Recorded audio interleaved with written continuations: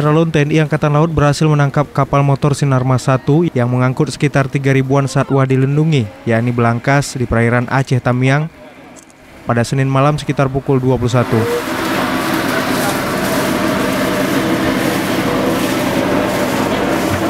Saat ini kapal tersebut bersama barang bukti masih diamankan di Pelabuhan ASEAN Aceh Utara.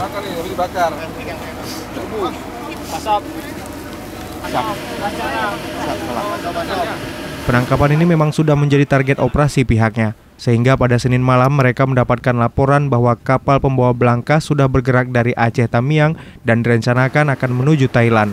Yang kita amankan adalah satu buah kapal yang bernama KM Sinarmas 1, kemudian yang berisikan 3.000 belangkas, kemudian ada ada nipah, kemudian juga ada siput seperti yang kita bisa lihat di atas kapal.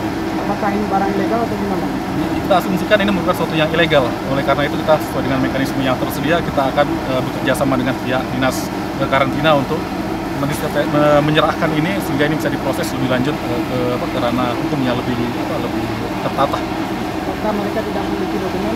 Ya betul. Untuk terkait masalah belangkas mereka tidak memiliki dokumen yang resmi dan memang itu dilindungi. Ya kan, sesuai dengan surat keputusan Menteri Kehutanan nomor 12 tahun 1987, ini merupakan hewan yang dilindungi, jadi tidak boleh keluar dari wilayah yurisdiksi nasional.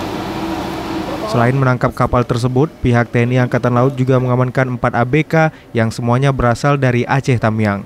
Dari Losmawe, Zaki Mubarak, Serambi On TV.